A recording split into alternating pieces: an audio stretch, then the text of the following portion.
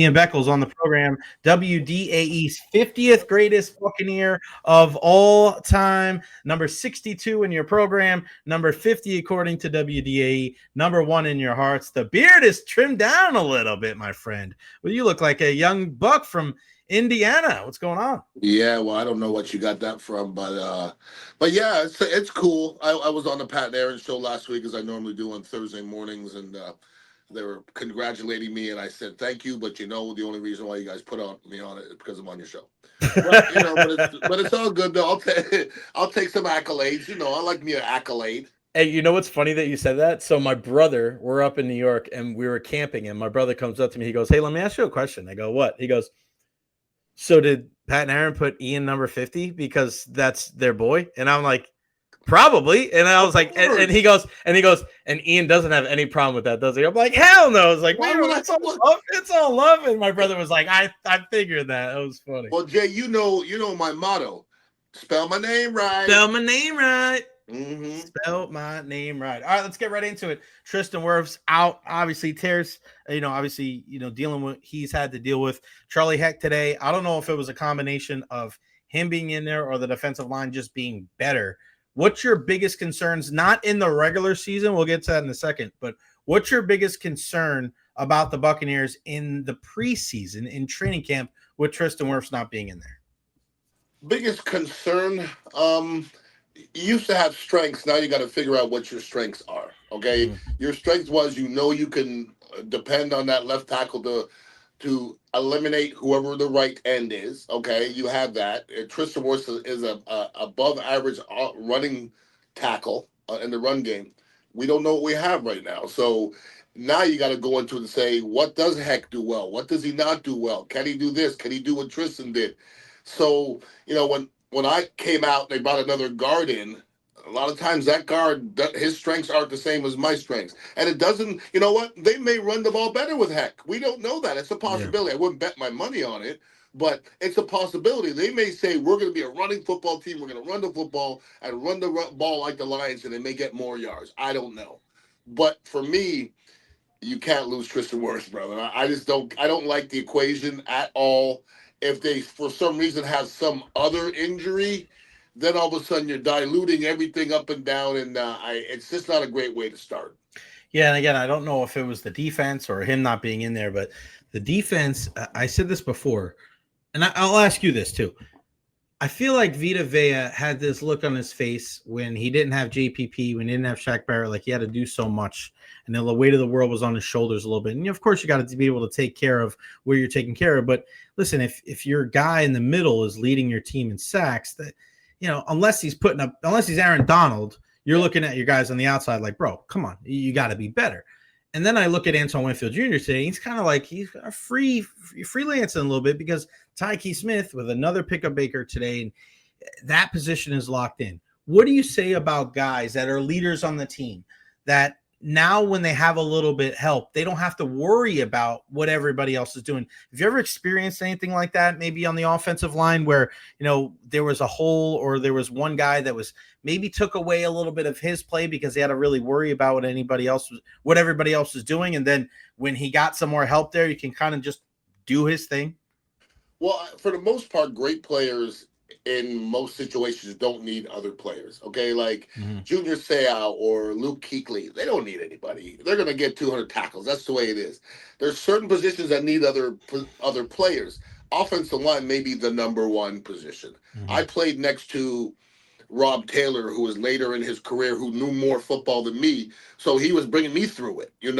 I played with Tony Mayberry for 7 years. At the beginning, I was holding Tony's hand because I got in there before him. Then Tony knew the offense at the back of his hand. So it matters who the right tackle is. There's times where my right tackle didn't know what he was doing. I got to babysit him. So offensive line especially is a unit. And when you're blocking together and there's deuce blocks and there's A blocks and B blocks and C blocks, there's so many different combinations that if you're playing beside one guy one week and another guy another week, everybody steps differently, so the result is different. But you're talking about a defensive back. And training camp especially, there's very few positions without pads you can really say who's really balling. You really Mm-hmm. can't, okay? Right. Other than maybe the wide receivers and the defensive backs. And don't worry about the offense not looking good early in camp. 80% of the NFL does that. Because I've told you this before, Jay. It's hard to play offense. They got a lot of dummies on the defense. They just say, put your hand in the ground and just Mm-hmm. go. They have nothing to think about in practice. Like you have one-on-one pass rush. Oh my God, he beat his ass. Yeah, there's no other factors. There's the tackle can't come down, the center can't slide, we can't run the ball. You're just saying, you who are taller and lankier and longer, you get to that 5 yards back. I mean, that's just not a really realistic situation. Right. So camp is hard to evaluate. And here's the thing: sometimes when you say our defense looks great, it could be because your offense is bad. Yeah. So it's really hard to weigh it in training camp. What do you want to see from Graham Barton in year 2? I have not been upset with any of his progression to this point. I can say the same thing with Cody Mauch, okay? Cody Mauch's name is brought up a lot. That's because he's young. Mm-hmm. Brad Barton is, like, for the most part, you didn't hear his name a lot. Centers are not really in that situation, okay? You don't see centers on one-on-one blocks a lot. Guards get a lot, tackles get it a lot. But Barton, his issue sometimes is being out of position, and a lot of times I didn't see it, but I'm right next to Tony Mayberry, and Tony Mayberry goes, "Oh, did you see that?" I go, "What?" He didn't take this step, and I'm like, "Well, listen, I'm coaching Chamberlain. We started this Mm-hmm. morning, and I already asked Tony Mayberry to come and help me with my line because I don't know jack shit about center. I really don't. I tried it one time. I can't do it. Nothing about it was natural to me. So every position is different, but that center position, um, I like his progression to this point. Mm-hmm. I like his attitude. I've heard him speak. I like everything about the kid. Getting a little nastier. I Yeah. would ask that from our whole offensive line. Now it's time to get a little. Now you guys have established yourself as being good. Now establish yourself as being a little bit nasty and put yourself on the next level. You think we'd ever get Tony on the podcast? You think he would do that? I know he hates public speaking. I listen. Let me tell you something about Tony. Okay, I'll make Tony do some stuff. I was just telling somebody the other day when we were at the cafe a couple weeks ago, and I was watching my traditional 4 different games in 4 different continents. Right? And Tony was like, "Yeah, you got money on this," and I'm like, "No." He's like, "You gotta have money on this," No. and I'm like, "Nah, that's not me." He's like, "Man, you're lying," and then you walked right over and you're like, "Yeah, no, he's not lying, bro. He's just watching that shit." And at first I was telling him, I was dying laughing. He's like, "Ian must have had the perfect comedic timing." I was like, "He always does. He always does." How is it? I mean, have you seen the video with Tony and Recher Batman Wood and that stuff? I have not actually. I'll Beck, look you it up gotta after. Beck, you gotta watch it. It's amazing. It's Tristan, Levante, Rondé, Recher Batman Wood, and Tony, which is great, man. I'm so happy for him getting to know him over the years because his credentials are there, man. He's one of the best offensive linemen in Tampa Bay Buccaneers history, and he doesn't get mentioned enough. Like we've seen guys do less for a lot of other teams around the country, right? Where it's like, hey, they were a good soldier, they did this. Like Tony made a couple Pro Bowls, man. Yeah. Like that, I told it. He goes, I don't understand the picture that he has in Hawaii with all the Hall of Famers around him. I'm like, Tony, that's one of the most iconic pictures in Tampa Bay Buccaneer history. And I'm not saying this to be a dick because like you're not in a lot of those pictures. That you have earned that right to be able to do that. It's good to hear that he gets more involved. And in this year where we celebrate the 50 years of the Tampa Bay Buccaneers, I mean, it is nice to see Tony get his flowers. Well, I've tried to give him his flowers for a while. And listen, that's my boy. But I don't gas up cats. You know, that's not my thing. It's just real. I mean, and here's the problem with offensive linemen. I'm an offensive lineman. I pay attention. And sometimes, and I remember everybody I played against, but sometimes I'll say, who is the right guard for the, so I'll forget. You know what I mean? So we're easy to forget. We just are. Like on that top 50, my brother, Sean King's my brother. He doesn't deserve to be on the list. He's just a quarterback. Mm-hmm. He was a quarterback on a very talented team. And listen, if Sean was here, I would say the same thing. That's my brother. I love him to death, but you played 1 year. you had 1 year, and he didn't even play the whole year. Mm-hmm. So, I mean, so what is the criteria of being in the top 50? There's a lot of people left off of that list. And I could probably say, what about this person? What about this person?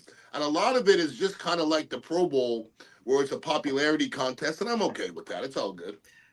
Another topic of conversation today was, and I put this video out on Twitter, and it's going wild right now. It's got 24,000 views already, 300 likes, and that's Big Desmond Watson. Yeah. Third practice field today, took lap 4. He must have taken 10 laps today around that third practice field, and it was hotter than hell out there, Beck. And he's out there early, didn't stop. He's out there barefoot and just walking and walking and walking and walking. And now, you get people on there. Oh, is that all that he's doing? I can't believe he's just walking. Bro, it is hot. He's over 435 pounds, over 440 pounds, and he's doing something. He's doing something. I think this is a great thing for the Buccaneers to care about this kid's well-being, because he has to be a more fit human being for his life rather than anything that has to do with football. And the fact that the Bucs still have him around, I think it shows you a lot about where this organization is. And I think that's part of the reason why good things happen to this organization. What do you make of the whole Desmond Watson situation? I know a lot of people are talking, oh, is he going to make the 53? He's not making the 53. That question is just, it's useless to have. But just your thoughts on him still being around and him doing things like today, where in the middle of everybody, he's not stopping. He just continuously is walking around that third practice field barefoot at over 440 pounds. Well, he doesn't have a choice, Jay. He doesn't have a choice. Well, he does. He does have a choice. He could just not do it and then just, fade away into obscurity, right? Yeah, okay. But if you want to continue to play football, you got to do what they say. And I would have to disagree with you. It ain't got nothing to do with his well-being. They don't care about his well-being because no, absolutely not. I mean, they want him to be a member of the football team. Don't get me wrong, but yeah, but there's also a byproduct of him being a more healthy human being. No, they don't care about him as a human being. They don't. They gave him a number. They said be this number, and you ain't this number, then you can't go. Because you know why you're not that number? Because you didn't work hard enough. That's it. There's no other way around it. And somebody said, Ian, lose 20 pounds by next week. On everything, I'll lose 20 pounds by next week because I'm going to go full out and do it. They gave him a whole offseason to lose weight. Stop eating all that shit, and you got to work. That's it. He's not good enough shape. Anytime. Personally, I just think he's soft, and he's almost like a circus freak. And how many guys have made it in the NFL that didn't have good film in college? I don't get it. It's a great story, but I really think it's too much ink for him. He just looks like a big teddy bear, and he's not out there getting better. It's not even a great story for me, to be honest with you. I thought you would be all over this story, that the Buccaneers be behind this kid. They were trying to help him out, getting underweight. You'll be a fan of this story if it works out? Can I ask you that? If it works out, that means that he did enough to show that he could be part of the team. But the things that I'm hearing people he's going to do, he's not. Oh, he's going to be the tush push stuffer. No, he's not. You don't want him out there standing straight up in the air. The downfall of him, they say he plays too high. So what the hell are you going to do with the tush push? They're going to dig you right the hell out of there. And you're not going to take him off the bench and put him on the field for one play to get dug out of there. So what other, role can a 440-pound kid who can't move? I'll play against 440 slow all day. Oh, I'll come out of retirement and play against his fat ass. There's no way he can play in the league. They'll kill him. And he's not nearly good enough shape? No way. And he's just missing time right now. The time he would have on that football field is quality time. And to not have film every time they put that film on at night, you have none of your film. Boy, you're way behind the 8 ball, considerably. So you don't think he's going to ever suit up for the Buccaneers for a game? He might. I don't expect much of him. I personally think the Bucs already probably have a plan for him. It's either they're just going to – listen, I saw somebody once, and I think it was William Howard was our fullback my rookie year, and he came in 20 pounds overweight. And Ray Perkins said, get it under 10. You don't sit on my field. You're not going to step on my field till you lose that 20 pounds. And he lost the 20 pounds in 9 days, I believe it was, and then they cut him. So I don't know what the plan. If you come in and the kid's overweight and you cut him and he goes somewhere else and he plays well, you look stupid. So they're just kind of holding on to him now, seeing what's going on, see if he wants it. And he has to prove to them that he wants it, but he had the whole off season to do it. He didn't get it done, unfortunately for him. Are you offended about Desmond Watson? Am I offended? I just don't get it. You don't get I, it. So I don't offended is get it. probably too strong. And like, there's certain things, and I talked to obviously being, being a baseball coach again. Mm-hmm. You hear former pros get upset about certain things Mm-hmm. because what they'll do is they'll turn to me and they go, Jay, you don't know how hard Mm-hmm. it was to get to that level and to stay at that level for people Mm-hmm. to, badmouth baseball or guys throwing strikes or guys being able to hit. It's so freaking hard. Mookie Betts was just on a podcast a couple of weeks ago. He goes, I go days where I don't hit it, and I do this shit every single day. So when people make light of hitting a fastball or I can't believe this guy can't hit, he goes, it drives me crazy. And I wonder if a guy like Desmond Watson and his inability to keep his weight, get his weight down and keep his weight down, if that doesn't, irk former NFL players because he's getting an opportunity when he hasn't proven that he's willing to do whatever it takes to keep that weight or get that weight down and keep the weight down. Well, I'm gonna change my answer a little bit. I'm a little bit offended because I came out as a fifth rounder, 6'1", 295. Nobody talked about me. I started my whole rookie season. Nobody talked about me. This guy, we talked about him every freaking week, and he hasn't done anything. It's just because he's 400 and something pounds, we're gonna keep on talking about this guy. Like, to me, I know what I had to go through to get to a training camp. He didn't do it. He didn't do it. If I say, is Desmond Watson a dog? Nobody on Florida is going to say he's a dog. He's not. So I don't know how it's going to work in the NFL. I just don't think it's going to work. No way. I can't wait to see how it turns out. I hope for the kid that he proves everybody wrong. But like you always say all the time, if you have to bet your house on it, do you think it's going to work? I don't think anybody out there could. I don't think anybody out there could. Other news in the NFL looking like, let's see, what was the other? Oh, no, I want to ask you about the pass rush. We heard earlier today, David Walker, the 4th round pick, out for the season. People were happier about the depth of the pass rush, but I'm thinking today, and everybody's like, oh, you're worried about the depth. So people online saying, go out and trade for Trey Hendrickson. Like, where did a 4th round pass rusher really fit into your plans this season anyway, with Hassan Reddick and Yaya Diaby and all these different things? What do you make of the David Walker situation? How harmful do you think it's going to be to the Tampa Bay Buccaneers depth? You say, where did he fit in or what? He didn't. He didn't. He didn't. Not right away. No, right. No. And they didn't pencil him in. When they were talking about in the offseason, they didn't pencil him in as being the key anything, okay? If he contributes, that's fine. But as a 5th rounder, Tony Mayberry is a 4th rounder. If you get a start in the 2nd year from a 4th and 5th rounder, you're doing pretty darn good, okay? Yeah. So they're not expecting that from him. Sometimes, Jay, this is the best thing that could possibly happen to an athlete in a weird way.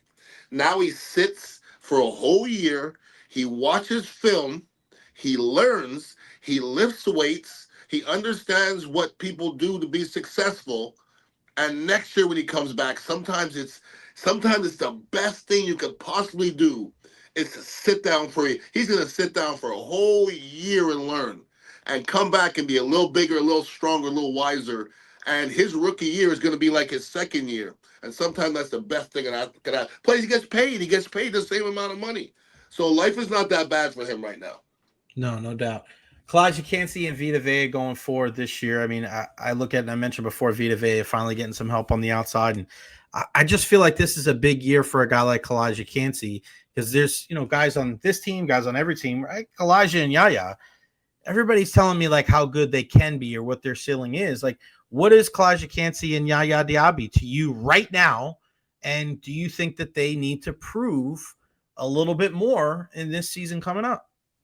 I don't think we had anybody on our front line that doesn't need to prove more defensively. Everybody that we had last year needs to prove more. Vita Vea has times, and you see it, Jay, he looks unblockable, okay? Mm-hmm.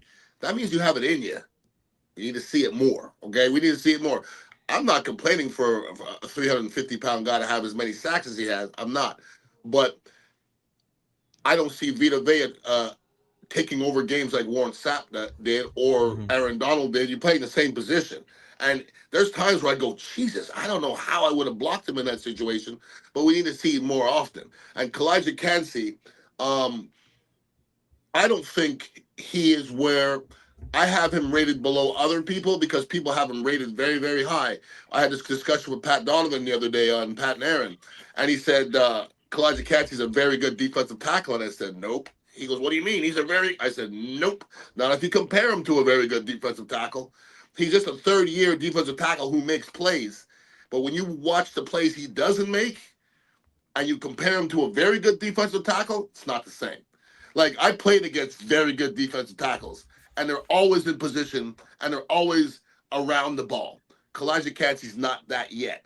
There's certain players that got accolades throughout the years, but when you get to, if somebody plays 5, 6, 8 years at a level, and you keep on bringing their name up, but that's not the case with Kalijah Kancey yet. I think his ceiling is relatively high if he becomes more of a student of the game.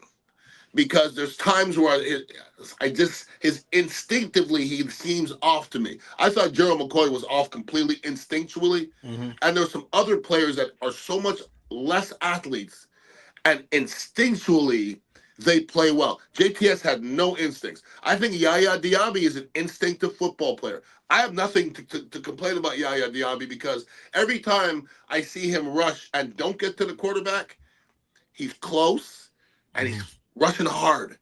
Like, to me, that's going to turn into sacks. Not like JTS, who, when he doesn't hit the quarterback, which was never, he's 6 yards from the quarterback when he's throwing the ball. You don't see that with Yaya Diaby. He's a stronger, more physical guy, and I see him wearing out the offenses where JTS was wearing out the hash marks. I'm not sure. So Yaya Diaby this year with Hassan Reddick, what's the biggest difference in how Yaya will have it? Like, let's say Yaya gets 12 sacks this year.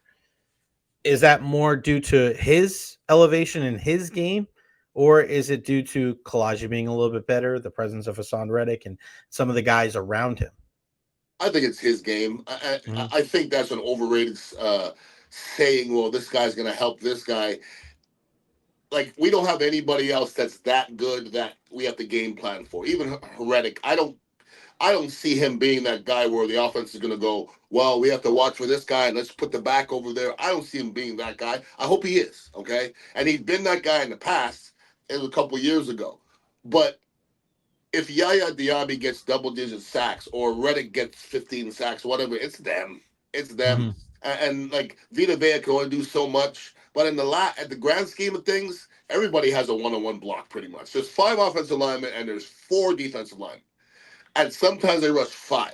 Everybody's got to beat a man. And the guy that gets to the quarterback first is going to want to get the most sacks. And the guy that's consistently going to the quarterback consistently gets the most sacks. The best rushers are always heading to the quarterback. Remember I said that. Top 5 pass rushers in Bucs history. Oh, boy. Top 5 pass rushers in Bucs history. Warren Sapp, Leroy Selman, Simeon Rice, Chidi Hanatu.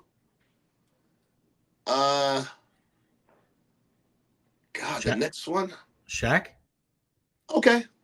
Shaq in there? Shaq, absolutely. Absolutely, Shaq Barrett. Absolutely. Yeah, you won't put JPP in there because he wasn't there long enough, right? Exactly. Okay. Exactly. And JPP wasn't at his peak at that point, but he was what we needed in that locker room, though. No doubt about that. And the Bucs haven't had a lot of dogs. That was going to be my question. Like, they just haven't had a ton of them, right? Like, they haven't had. It's not like the Giants in the mid 2000s had probably 4 or 5 of their top 20, right? You had Tuck and Umanura and Strahan. Then they had JPP, but then you go back and you think about all the guys that they had in the 80s. But you're right. Like, I think over the years, that's probably it, right? The top 5: Selman, Sapp. Who else? Simeon Rice. Yep. Who was the other guy? Chidi. Yep. Chidi and Shaq Barrett. But let me say this about the different eras. People talk about, we'll bring up Gerald McCoy. Like, Brad Culpepper had 9 sacks. Okay, and then, like Gerald McCoy would be leading the team with sacks with 8. Okay, Vita Vea led the team with sacks with what 9 last year, something like that. But the team still had a lot of sacks. Okay, back in the day, guys like Steve White and Chidi Hanatu and Marcus Jones, they all had 9 or 10 sacks. So I don't know how many sacks the Bucs had back in the day, but Warren going to have 15, and Simeon's going to have 12, and Culpepper's going to have 8, and so they must have had 70 damn sacks because there was a lot of sacks going on out there. And sometimes these teams, like last year, we didn't have a guy, but we still got a lot of sacks. So that was a lot of assist. It was a system thing as well. At Ian_Beckles on Instagram. Make sure you go check out the Dignitary Cafe, 4817 Southwest Shore. Nope. Oh, yeah. Absolutely. Oh, yeah. 4817 Southwest Shore Boulevard. Go check out the Dignitary Cafe. What else is going on with you, man, in the cafe?